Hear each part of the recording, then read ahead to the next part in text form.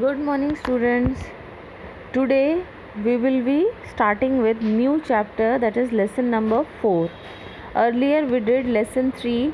We have completed all the exercises, question answers and everything. I gave you exercise 8A as a homework, or very few students had shown me their homework and I have checked also, and 8B that was crossed. You don't have to do the exercise 8B, and other than that I have told you everything. So now we will be moving toward lesson 4, The Great Escape, written by Sugata Bose.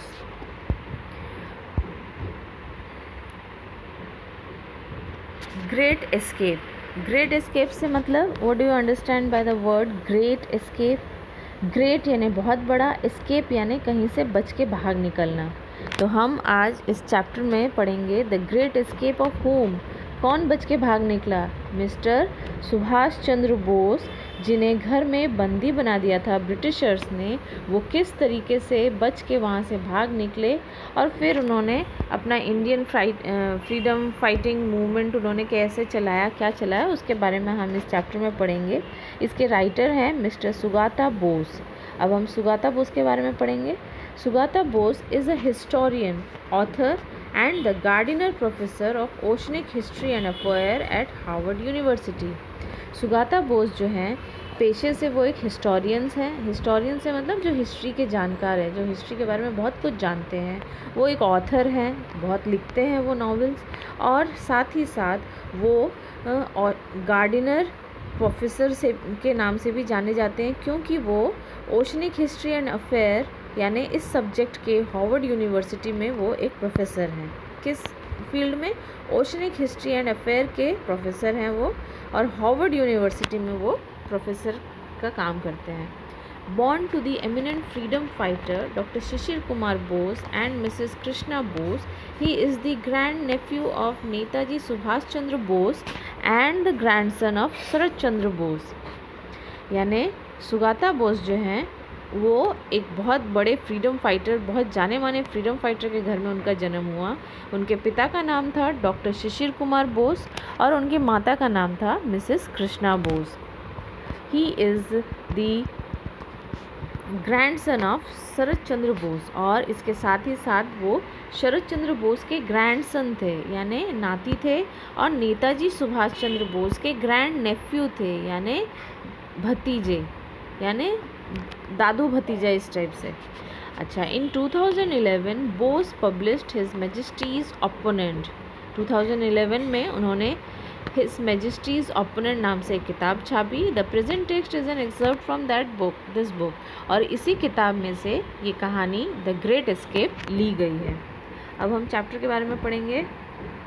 Netaji Subhash Chandra Bose, born 23rd January 1897, was one of the most famous Indian nationalist leader who fought for India's independence from British rule. Netaji Subhash Chandra Bose, उनका जन्म 23rd जनवरी 1897 में हुआ, और he was one of the most famous Indian nationalist leader who fought for Indian independence from British rule. जब उनका जन्म हुआ उसके कुछ ही सालों के बाद ही ब्रिटिश ने हमारे इंडिया को बंदी बना दिया. अब इस ब्रिटिश इंडियन मूवमेंट में किस तरीके से इंडियन नेशनलिस्ट लीडर बन के वो उभरे और उन्होंने हमारे इंडिया को इंडिपेंडेंस दिलाने में एक बहुत बड़ा रोल अदा किया against British.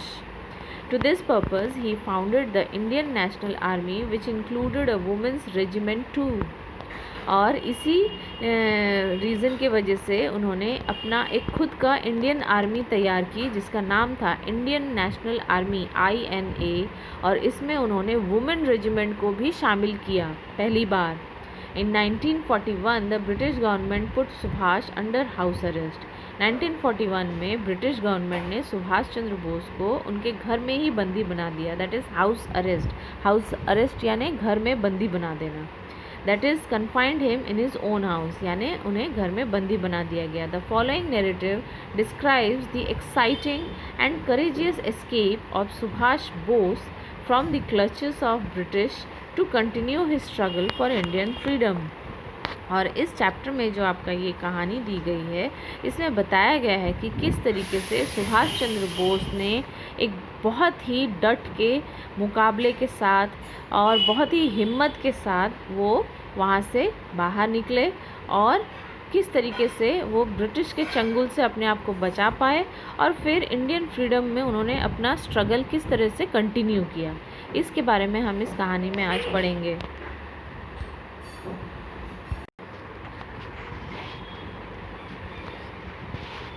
Looking pale and thin, with a bushy, half-grown beard, Subhash was reclining on his pillow when Shishir, his nephew, entered Subhash's bedroom that December afternoon.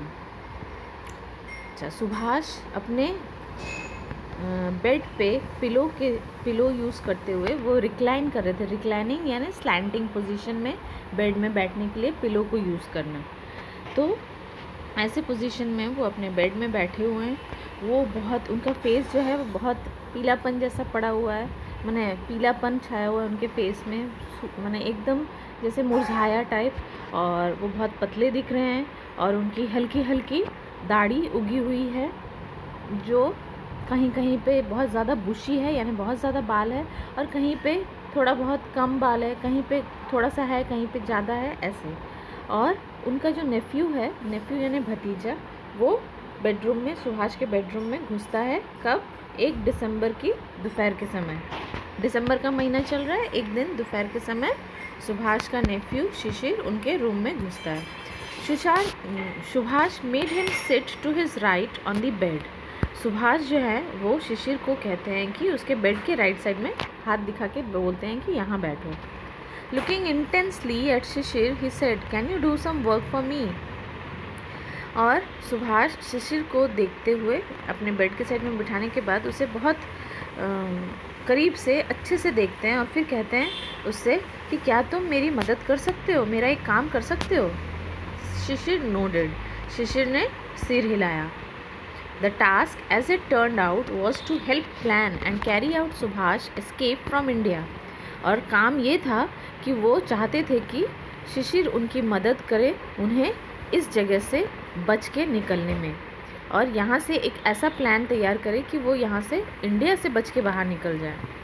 Shishir would have to drive his uncle in the dead of the night to a railway station far away from Calcutta. और शिशिर को सुभाष चाहते थे कि वो उन्हें drive करते हुए railway station Calcutta के ले जाए, जहाँ से वो अंधेरी रात में निकल के इंडिया से बाहर चले जाए। From his uncle's residence at Elgin Road, Shishir walked back that night to his own house at 1 Woodburn Park in a state of wonder and subdued excitement. और from his uncle's residence at Elgin Road, Shishir walked back that night to his own house.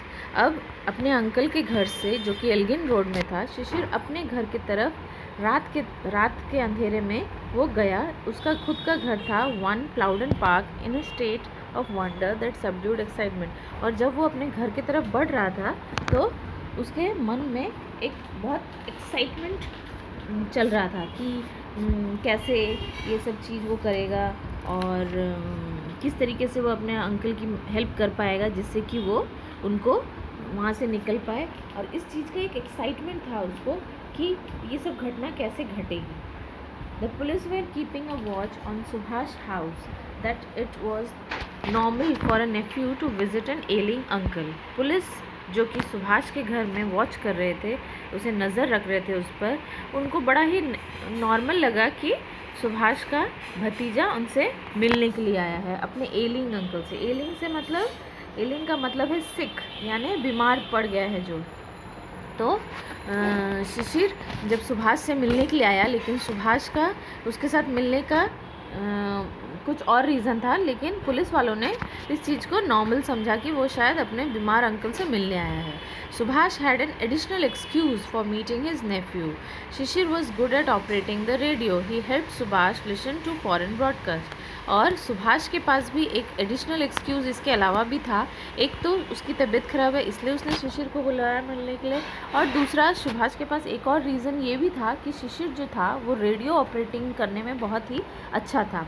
और सुभाष चाहते थे कि वो foreign broadcast यानी foreign radio के जो programmes है या मैसेजेस है उसको हेल्प करे पढ़ने में शिशिर के थ्रू। तो वो चीज़ भी सुभाष के पास एक अलग एक्सक्यूज़ था जिससे कि पुलिस उस पर कोई शक ना करे। Subhash and Shishir discussed various means of escape. अब सुभाष और शिशिर एक दूसरे के साथ मिलकर कई सारे तरीके देखने लगे जिससे कि कैसे कैसे कौन से तरीके से निकलने में सुविधा होगा या कैसे क्या प्रॉब्लम आ सकता है, ये चीज़ वो लोग आपस में डिस्कस करने लगे। Finally they decided to drive out in most natural fashion through the main gate. और एट लास्ट उन्होंने डिसाइड किया कि वो नेचुरल तरीके से उनके मेन गेट से बहुत ही अच्छे तरीके से बिना किसी को कोई जानकारी मिले और नॉर्मल वे से वो वहाँ से निकल जाएंगे। शिशिर owned a German car called the Wanderer, which he and Subhash chose for their journey. अब शिशिर के पास एक जर्मन कार थी जिसका नाम था वैंडरर, और इसी कार में सुभाष और शिशिर ने सोचा कि हम इसे अपनी जर्नी के लिए हम इसी कार को यूज़ करेंगे।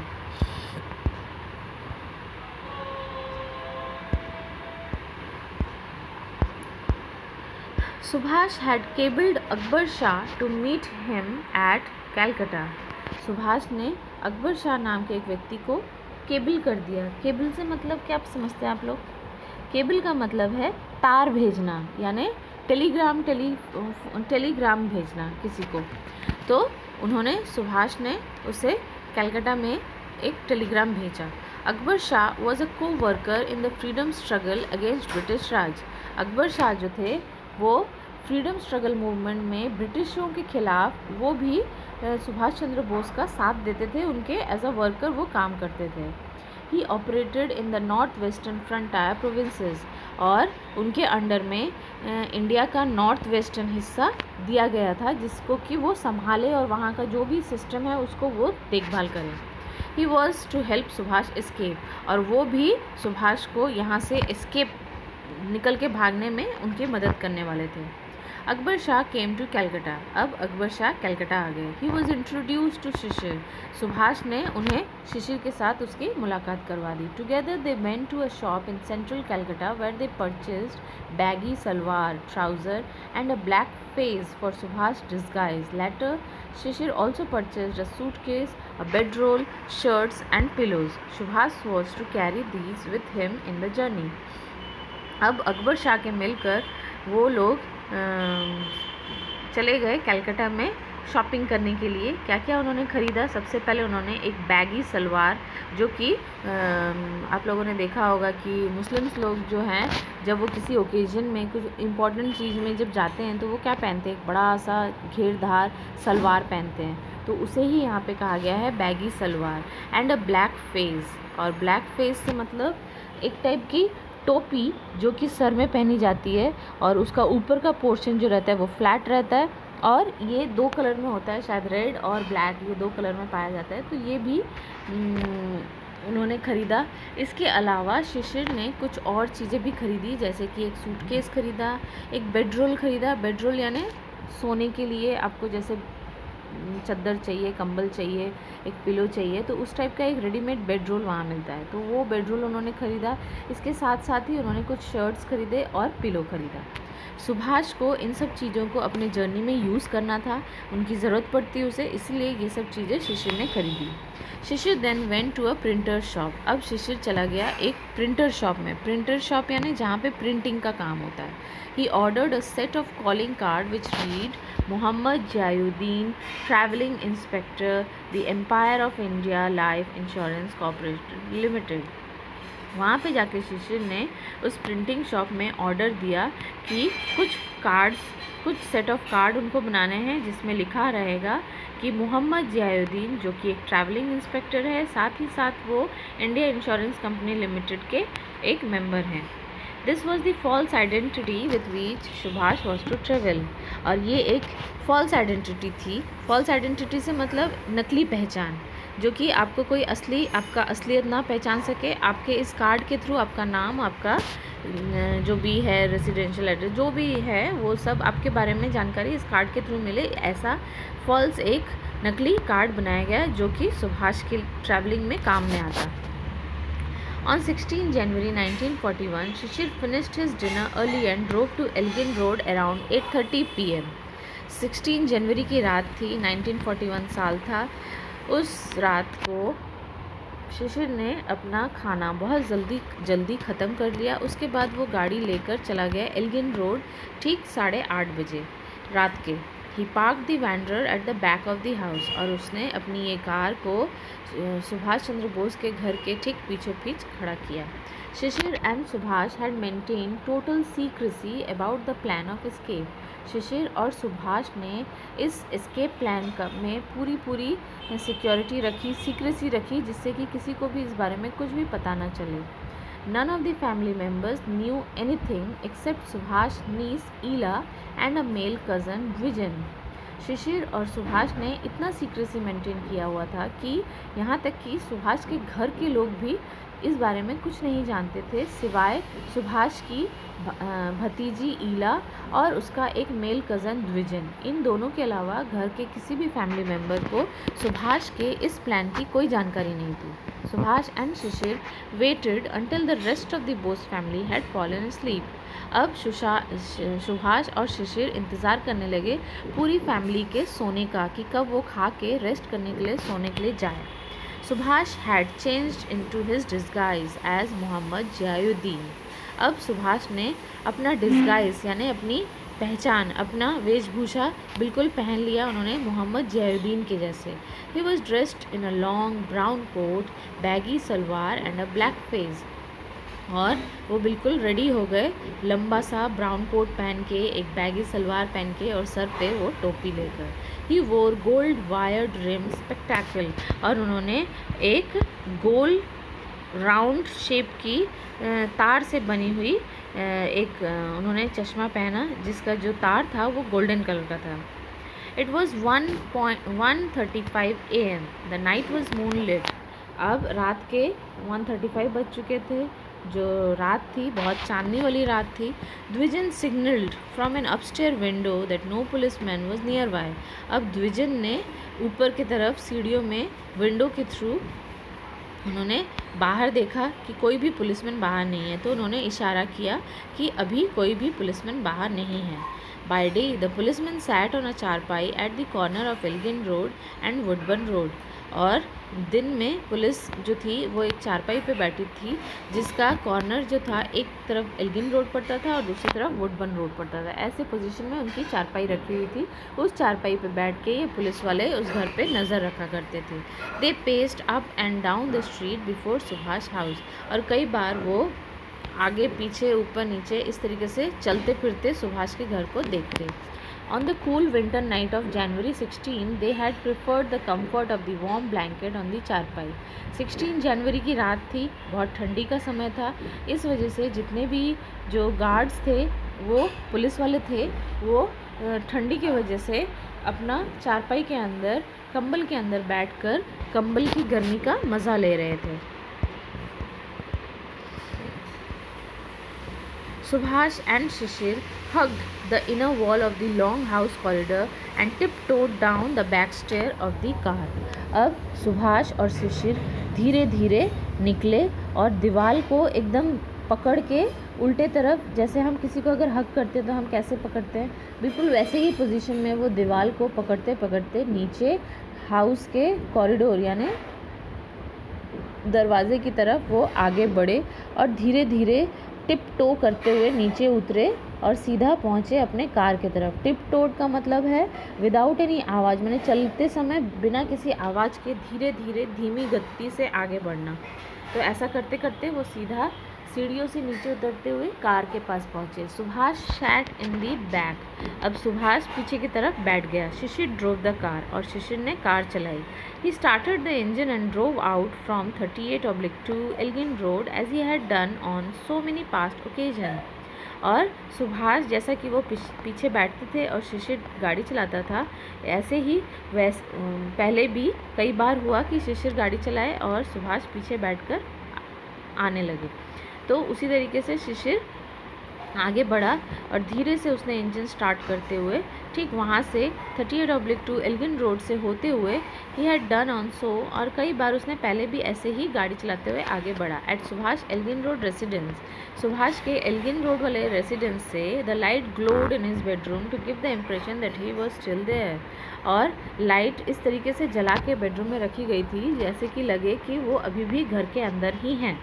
As Calcutta slept, uncle and nephew crossed Howrah bridge and went beyond the city's precincts, और जैसे जैसे कलकत्ता सो गया, रात के अंधेरी जैसे जैसे रात बढ़ी कलकत्ता के सारे लोग सो गए, और जैसे जैसे वो सो गए वैसे ही अंकल एंड नेफ्यू माने सुभाष चंद्र बोस और उनका भतीजा शिशिर, भगना शिशिर, वहाँ से क्रॉस करते हुए हावड़ा ब्रिज से होते हुए वो सिटी के बिल्कुल प्रिसेंट्स में पहुँचे। प्रिसेंट से मतलब बाउंड्री, यानी जहाँ पे सरहद ख़त्म होती है। Subhash poured Sisir coffee from a thermos, अब सुभाष ने जैसे ही उन्होंने बाउंड्री क्रॉस की उसके बाद सुभाष ने एक थर्मस से कॉफ़ी निकालते हुए शिशिर की तरफ आगे बढ़ाया। They shared a few anxious moments together when the car engine faltered once, उसके बाद फिर उन्होंने एक साथ कुछ समय अपने साथ बिताया और उसके बाद फिर से कार आगे निकल पड़ी।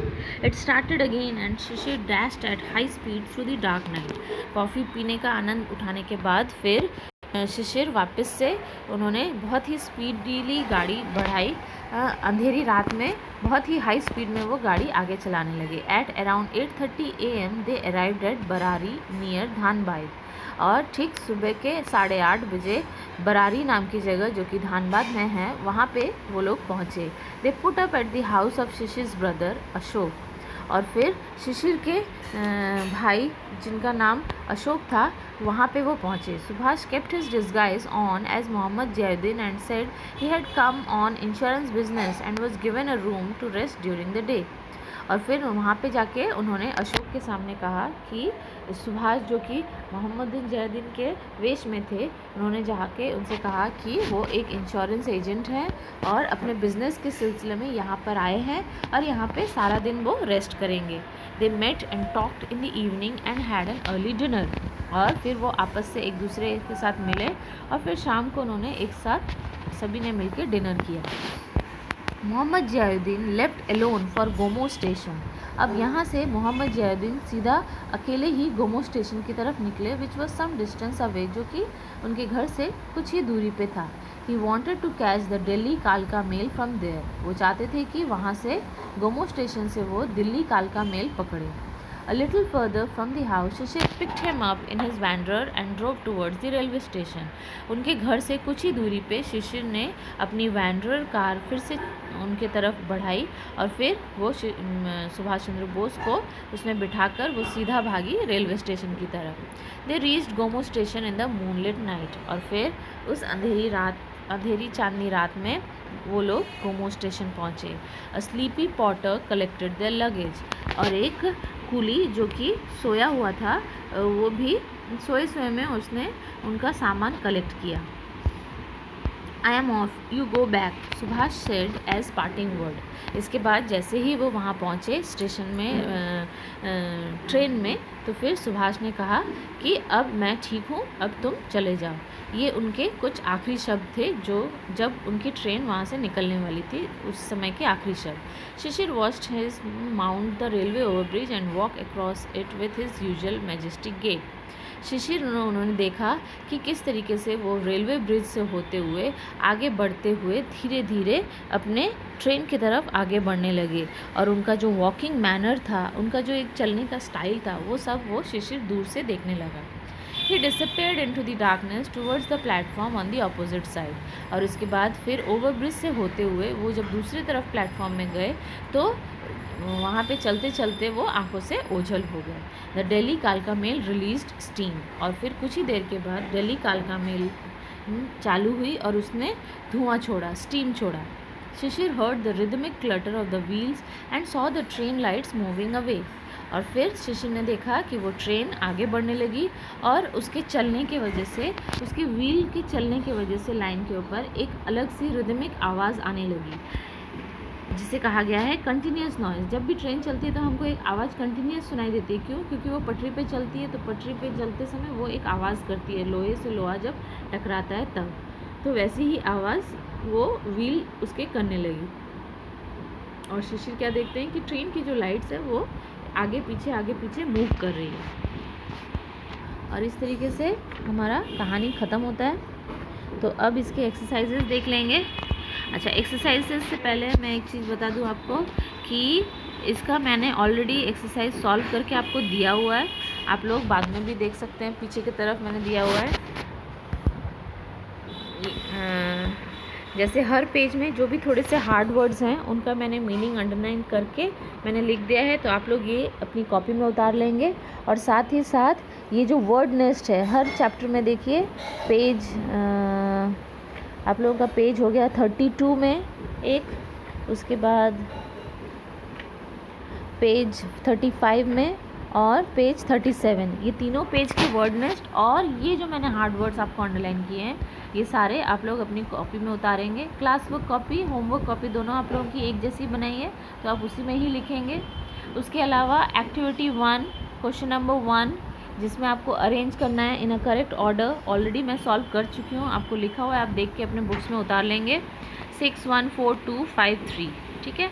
उसके बाद एक्टिविटी 2 में आप देख रहे हैं कि मैंने ऊपर के A B और D ये छोड़ा हुआ है और C मैंने आपको आंसर मार्क किया हुआ है। तो A B और D जो है ये आपके बुक में, ये जो मैंने लिखा हुआ है यहाँ पे देखना, पेज नंबर 31 में 2A है, एंटर्ड सुभाष बेडरूम। उसके बाद पेज नंबर 30 क्या है ये, पेज नंबर 32 में 2B और साथ ही साथ नीचे की तरफ 2D दोनों का आंसर लिखा हुआ है, तो आप लोग यहाँ पे मार्क कर लेंगे और उसे बुक में लिख लेंगे। और C वाले का आंसर मैंने बुक में नहीं है, थोड़ा सा अपने से वर्ड से लिखना है इसलिए मैंने वो लिख दिया है आपको। अब एक्टिविटी 3 ऑलरेडी मैं सॉल्व करके दे चुकी हूँ, तो वो आप लोग देख लेंगे, इसी पेज में ही है। एक्टिविटी 4 ट्रू फॉल्स, इसमें लास्ट का ट्रू है, बाकी सारे फॉल्स हैं। सपोर्टिंग स्टेटमेंट मैंने लिखा नहीं है, सपोर्टिंग स्टेटमेंट आप लोग खुद से बुक में से ढूंढ के कहाँ से ये लाइन ली गई है उसको चेक करके फिर लिखेंगे, इसलिए मैंने लिखवाया नहीं है। एक्टिविटी 5 मैं दे चुकी हूँ, पीछे आपको मिल जाएगा इसी चैप्टर के लास्ट में। एक्टिविटी 6 भी कंप्लीट करना है, वॉट एंड वाई, ये भी आपको लिखा हुआ है, आप देख के लिख लेंगे। अच्छा, इसके अलावा एक्टिविटी 8A, ये चीज़ मैं थोड़ा सा पढ़ रही हूँ, आप लोग ध्यान दे के सुनेंगे।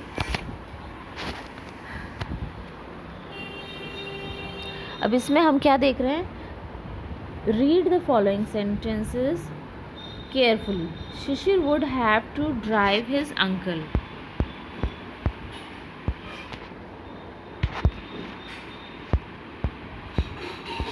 ये यहाँ पे आपके बुक में मैंने फ़ोटो नहीं खींचा है, आप लोग अपने बुक में देख लेंगे, पेज नंबर 38। पेज नंबर 38 में ठीक एक्टिविटी 8A के ऊपर के तरफ देखिए, read the following sentence, learn carefully, let's learn, मैं पढ़ रही हूँ। Shishir would have to drive his uncle, Subhash was to travel with his false identity. यहाँ पे दोनों लाइन में दो शब्द ब्लू कलर में लिखे गए हैं, पहले लाइन में टू ड्राइव एंड दूसरे लाइन में टू ट्रैवल।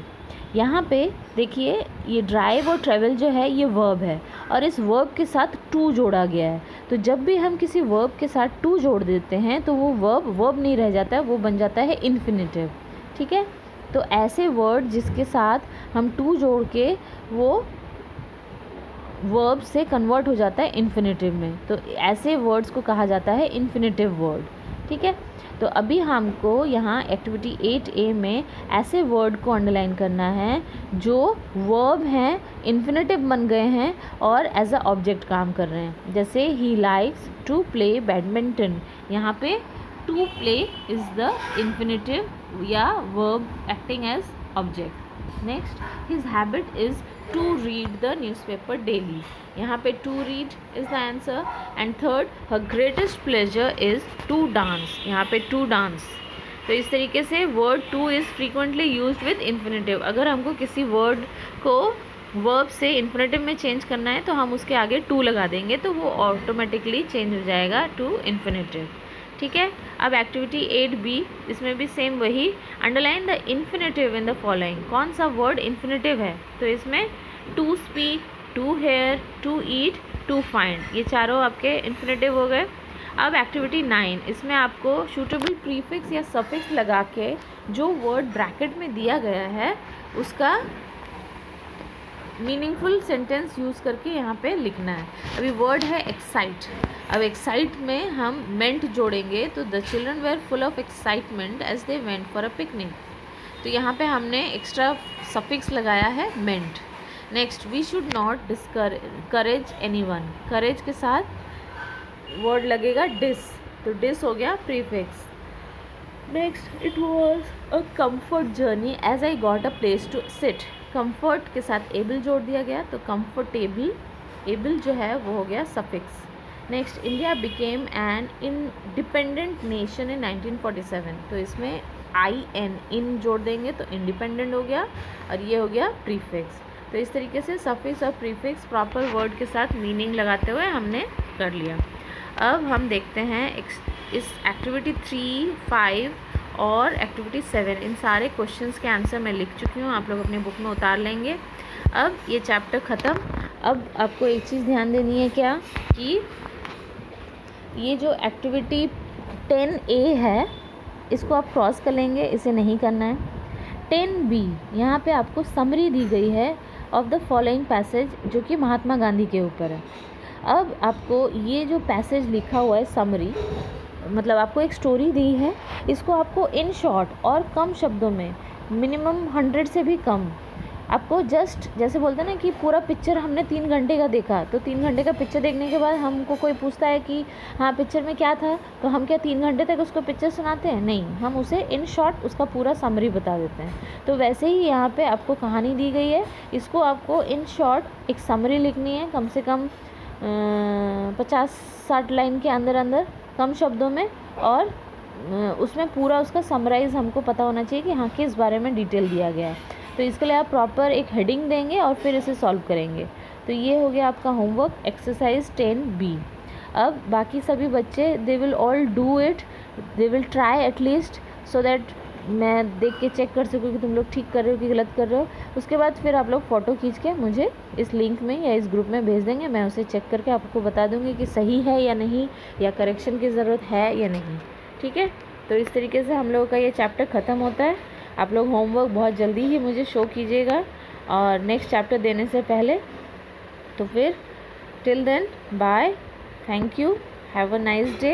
एंड होमवर्क सभी करके मुझे चेक करवाएंगे, ऐसा नहीं कि 2 बच्चे कराएंगे और बाकी पूरा छोड़ देंगे। तो better take that in mind. And now bye, next time we will start with chapter number 5। Okay, thank you, bye.